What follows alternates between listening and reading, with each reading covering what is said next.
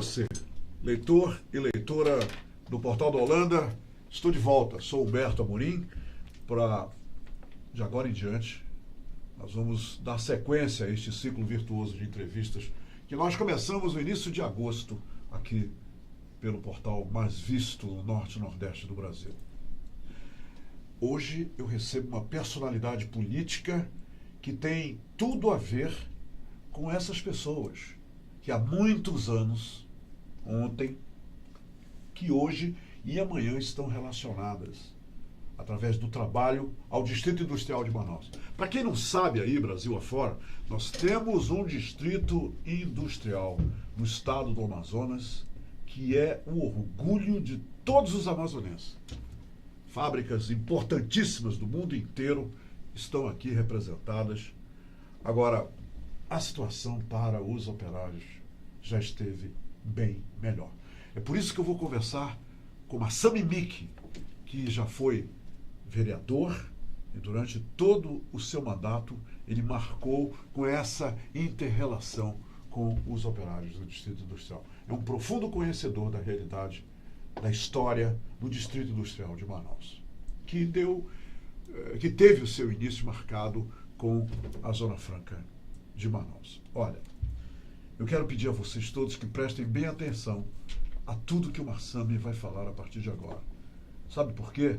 Porque é graças ao conhecimento que nós temos, através de janelas de oportunidade, como esta que nós abrimos para vocês aqui no Portal da Holanda, é que você pode julgar, avaliar o seu candidato e no dia 7, agora, domingo, você coloque o seu voto lá através aquele clique lá naquela máquina, com responsabilidade, com sabedoria, escolhendo os melhores.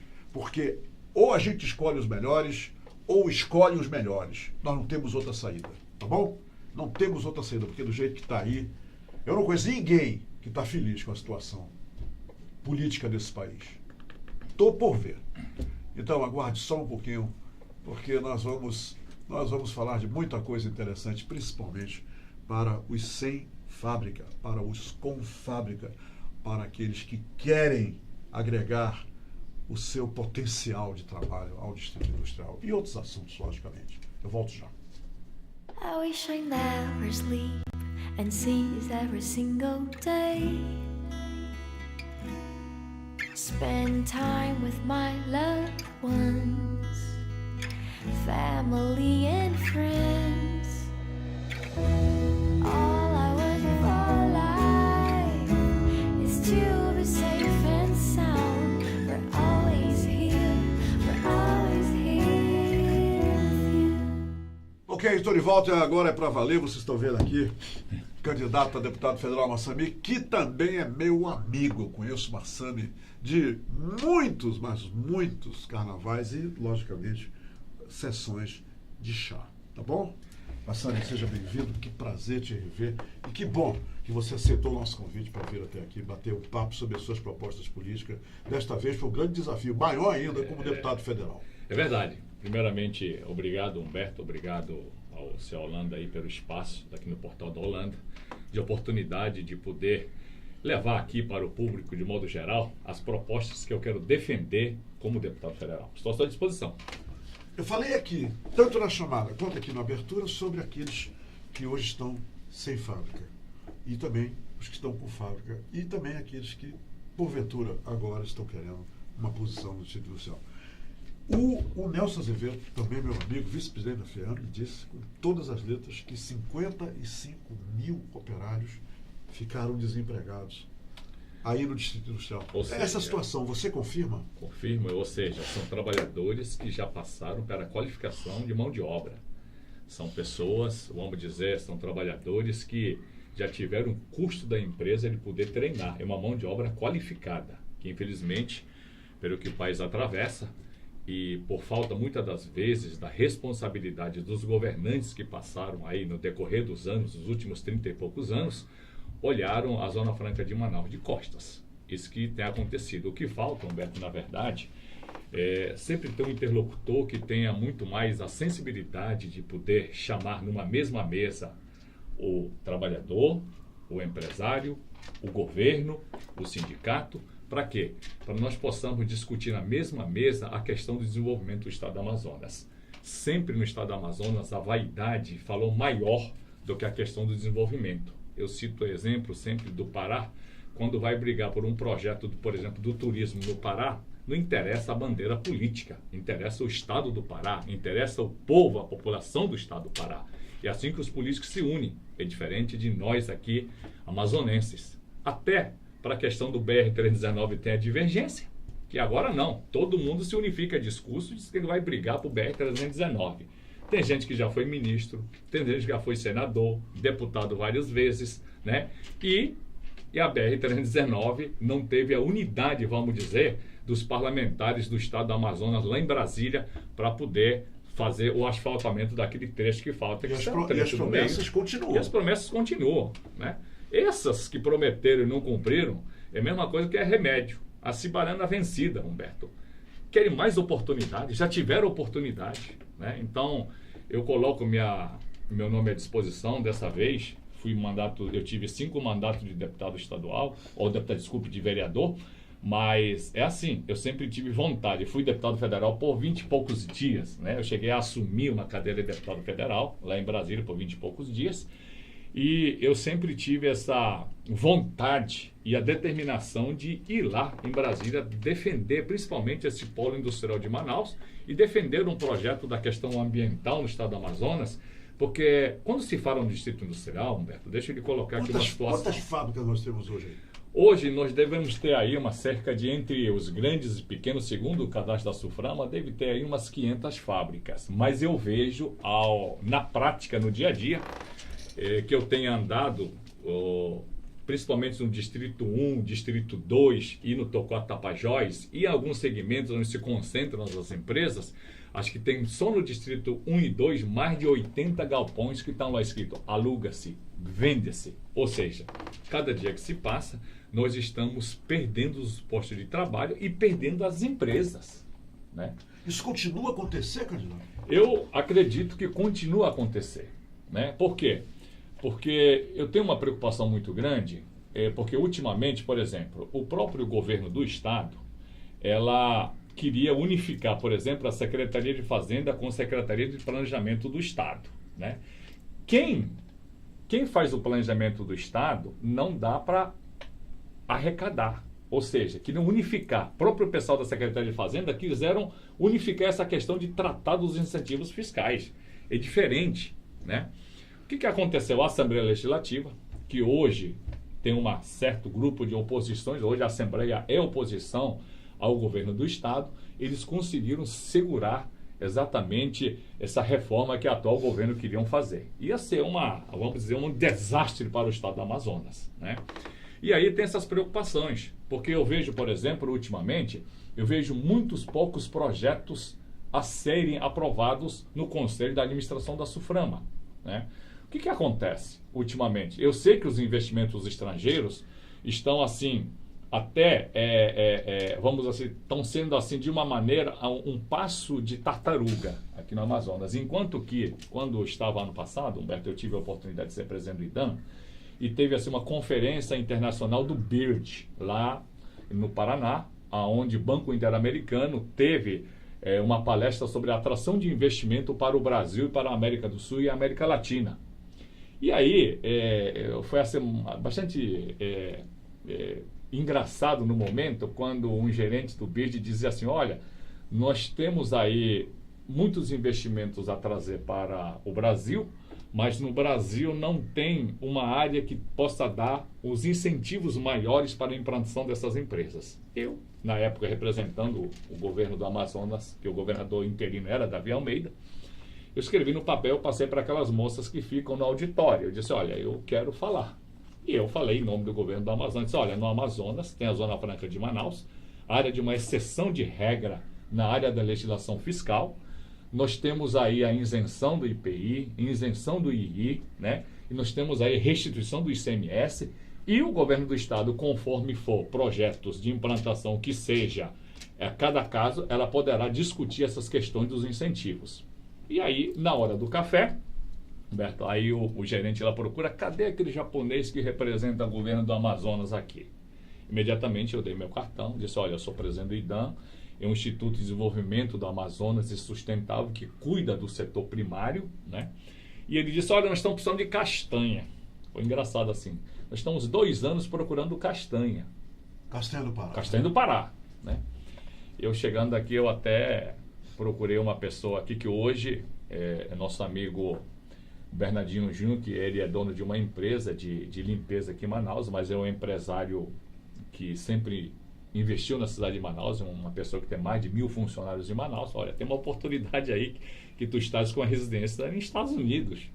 E ele hoje, na época, nós sentamos IDAM, a FEAM, porque as cooperativas nos governos passados que fizeram o empacotamento e beneficiamento da castanha do Pará, aqui no Amazonas, na Calha do Solimões, todos eles estavam, praticamente a maioria estavam inadimplentes na FEAM.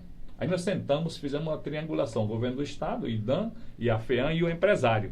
Ele pagou lá a inadimplência das cooperativas, mas em contrapartida a cooperativa se tornou, através do contrato, obrigar para que ele comprasse, ou obrigasse a vender para o empresário a quantidade mínima, talvez acho que de 50% ou 60%. E hoje ele exporta castanha, e mês passado eu encontrei com ele e disse assim, olha, Marcelo, estou indo para Rio de Janeiro falar com o cônsul da Alemanha, porque agora a Alemanha também quer a castanha do Amazonas, né? O seu slogan é para mudar e resolver.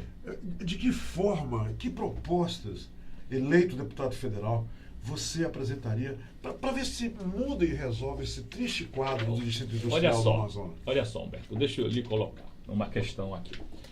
Nós precisamos criar, eu tive a oportunidade, assim, de escrever uma parte, de colaborar com as ideias no programa de governo que o governador, o candidato Davi Almeida está apresentando aí para a população amazonense, para o eleitor amazonense, né? Quando eu fui participar exatamente desta palestra do BIRD, lá em Foz do Iguaçu, e veio na cabeça o seguinte, a Amazonas precisa cuidar de ter uma secretaria que cuide da atração de investimento. Porque quando eu fui técnico da Suframa... Não existe, né? Essa secretaria. Não existe, né? Lá na Suframa, em 87, 88, 89, 90, existia dentro da Superintendência Adjunto de Planejamento na Suframa, existia um departamento que cuidava da atração de investimentos. Era muito bom. Eu até participei de algumas vezes da atração de investimento que a Suframa fazia. Eu era técnico na época, né? E eu participei de alguns convites dessa natureza às empresas de fora para poder entrar na cidade de Manaus, né? Exemplo que eu vou lhe dar. Eu sempre digo o seguinte, Manaus tem a maior fábrica de motocicleta do mundo, não é verdade? É verdade. A Honda, né? A maior fábrica de sim. motocicleta do mundo. Sim. A Honda não exporta daqui de Manaus as motos feitas pelas mãos dos nossos amazonenses para 80 países, Sim, não é isso? É verdade. Assim como a Yamaha exporta motocicleta de Manaus para Estados Unidos, né? É um produto altamente de qualidade, né? E a Honda não trouxe A única várias... fábrica da Harley Davidson fora dos Estados Unidos está aqui. Está em Manaus. Está em Manaus. Né? E a Honda, na década de 90, não trouxe várias empresas que adensam a sua cadeia produtiva? Trouxe fábrica de carburador, fábrica de corrente, fábrica de amortecedores, fábrica vamos dizer, de motor de arranque, injeção de alumínio para fazer partes e peças e componentes, e assim foi, né?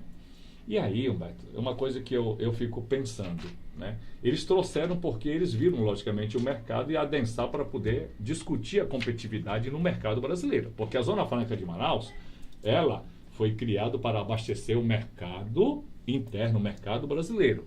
Então os governos federal aí que se passaram ficam dizendo, olha, a Zona Franca tem que exportar, mas esse não foi o objetivo de criar a Zona Franca de Manaus, né? Os militares criaram primeiro para desenvolver a Amazônia, para defender a fronteira, e pouca gente sabe, quando a Superintendência da Zona Franca possui mais de 500 mil hectares de terras na área do projeto, na área do Distrito Agropecuário. Pouca gente sabe disso, né?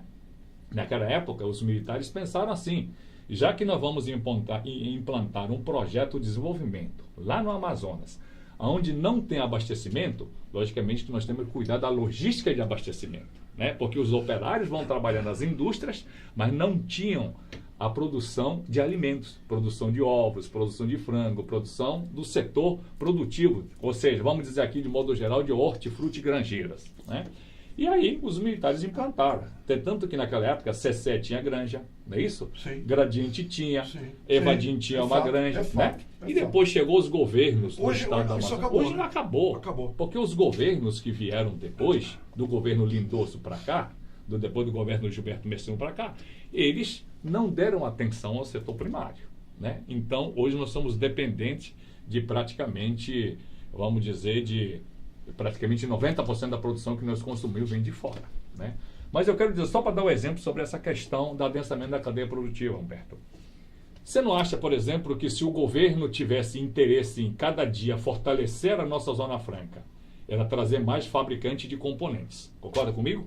Que Claro, isso claro. dá uma segurança para aqueles montadores, as empresas que montam, né? Você não acha que Manaus poderia ter uma fábrica de capacete? Esse ano está programado, vamos dizer assim, produzir cerca Capacete de... para motocicleta. Motocicleta? Não, nós não temos. Nós não temos fábrica de capacete de motocicleta, não é verdade? Né? Hoje, deverá ser produzido até final do ano, segundo os números que eu tenho acompanhado, talvez 800 a 850 mil motocicletas serão produzidas na Zona Franca de Manaus, aqui no Polo Industrial. Se é para moto novo vezes 2, que são 2 capacetes, Sim, daria 1.700.000 capacetes para ser produzido em Manaus. Esse número é das duas fábricas, das Não, três fábricas? total de fabricante, né? Porque eu acompanho esse número da Abracico. É, mas, eu não, sempre mas tenho visto. dobrando esse número, é muito Isso capacete. isso é muito para capacete. motos que vão sair da fábrica este ano. Sim. Imagine no mercado paralelo. Sim, Né? sim. Aí, Humberto, será que o governo do Estado, através de uma secretaria, através de um secretaria, Essa vamos chamar secretaria de captação. captação, eu dei o nome até para o futuro governador, eu disse assim, olha, dá o nome de Amazon Invest, entendeu? O nome. Então, cria-se um grupo de técnicos, economistas, jornalistas, pessoas que têm Você conhecimento. vai lutar por essa ideia Eu vou lá, lutar, lá em Brasília? Eu vou lutar, né? Primeira coisa que eu quero, Humberto, se eu chegar, e que eu quero ser deputado federal, quem está me assistindo, quero chegar a Brasília e defender a Zona Franca de Manaus, separar e falar a verdade. Por que nós recebemos tanto ataque do sudeste e do sul do país? Sabe por quê? Porque nós não falamos a verdade para a imprensa brasileira. Nós precisamos separar, sabe o quê? Joio do trigo na Zona Franca de Manaus. Enquanto que tem maus empresários que vêm lá do sudeste do país, coloca-se uma empresa aqui, numa portinha pequena, no bairro de Manaus, lá em Boa Vista, e fica mandando a nota fiscal dizendo que a mercadoria entrou em Manaus, porque hoje o sistema está interligado, né? Qualquer secretaria do Brasil com a Receita Federal e com a Suframa, até porque quando entra a nota é obrigatório passar na Suframa. Aí o que acontece? As pessoas nem mandam o produto, ganham um incentivo lá fora e ganham um crédito. Aí o que acontece? As pessoas não têm coragem de chegar. Jeitinho brasileiro imoral, né?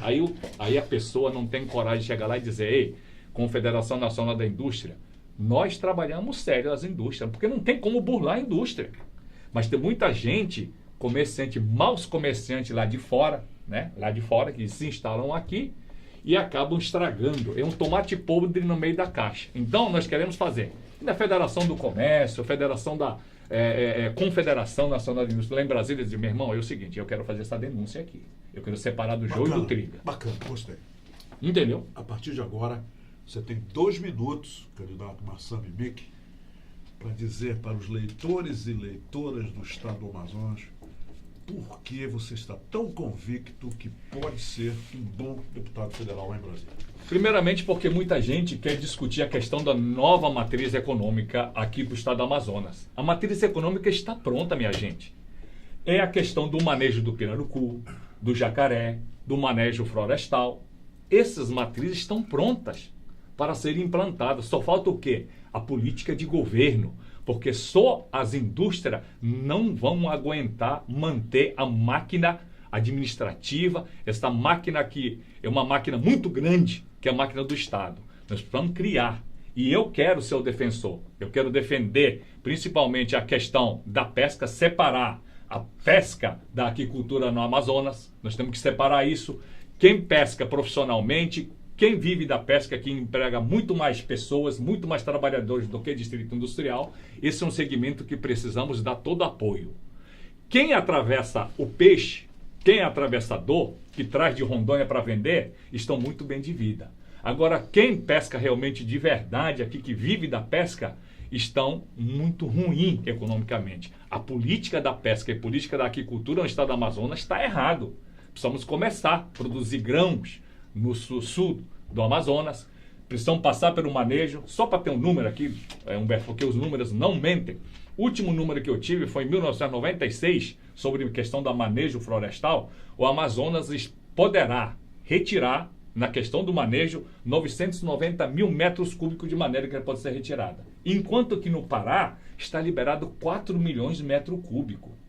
Imagine, o manejo é a saída para o homem do interior, porque isso vai gerar empregos e mais empregos. Assim como fazer o manejo do pirarucu, que tem a grande responsabilidade social, mas a política do governo faz com que os nossos irmãos ribeirinhos, aquele que sustentam, aquele que protege a nossa Amazônia, que dão lá fora que a Amazônia é protegido, elas não são vistos com a política de governo que precisa ser feito de uma maneira mais austero, transparente, com mais financiamento e com mais determinação.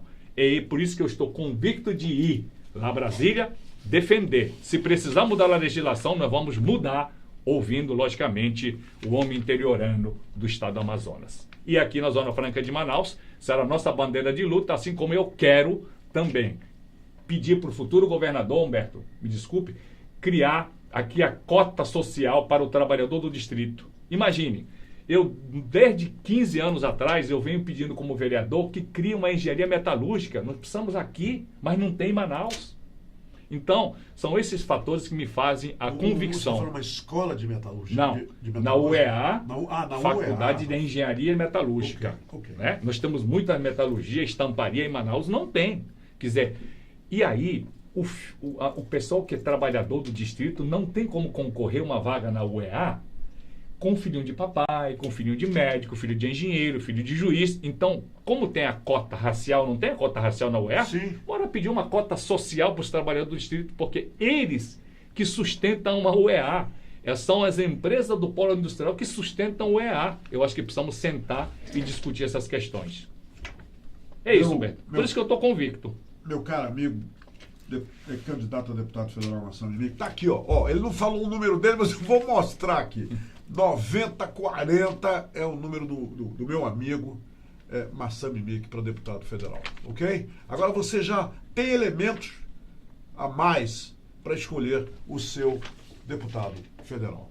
Massami, boa sorte, meu amigo. Muito obrigado por ter vindo aqui. Foi um prazer, uma honra recebê-lo e uma alegria revê-lo, tá? Não, muito obrigado, Humberto. Domo arigato! Domo arigato gozaimashita. Olha só, olha só. Muito Gente, obrigado. é isso aí, tá? Acabou a entrevista. Agora, só um conselho para você, um conselho de um formador de opinião que eu gostaria muito que a maioria de vocês que nos viram e que ouviram tudo que o candidato Massami Mick acaba de falar, que vocês levem em consideração. Vender o voto, trocar o voto, por seja lá o que for, é uma imoralidade. É um pecado mortal. Não faça isso. Você vai prejudicar a si mesmo, a sua família, seus amigos, a comunidade, todo mundo. Tá bom? Outra coisa que é importante. Anote o nome do seu candidato. Faça uma colinha. Aqui, Massami Mick, 9040. Estou dando um exemplo. Tá vendo aí? Aí é feio você chegar lá no grupo escolar e pegar santinho no chão. Pegar para ir votar sem saber em quem você está votando. Não faça isso. Foi por isso que nós abrimos essa janela de oportunidades aqui para os candidatos no Portal da Holanda, desde o dia 2 de agosto, que eu estou aqui todo dia, útil, entrevistando alguém. Já entrevistei todos os candidatos ao governo, ao Senado, alguns deputados federal, deputado estadual. Mas o importante é o seguinte: anote, ouça as ideias, as propostas dos candidatos, anote o nome, o número e vá votar com sabedoria, com consciência, com firmeza em prol do estado do Amazonas, do Brasil. O Amazonas merece, o Brasil também. Nós temos que ter um futuro melhor. em todos os sentidos. Do jeito que está aí, está horrível. A gente vive com medo e insegurança. A gente não sabe o que vai ser o amanhã. A gente sai de casa, não sabe se vai voltar. Isso é imoral. Isso é terrível. Mas nós vamos mudar isso domingo, eu tenho certeza. A maioria vai mudar isso, tá bom? Muito obrigado pela companhia e boa sorte, Marcelo. Obrigado, Humberto. Vai fundo, vai fundo. Vai tá? sim. Vamos sim. E abraço a todos e muito obrigado pela oportunidade. Tchau, pessoal.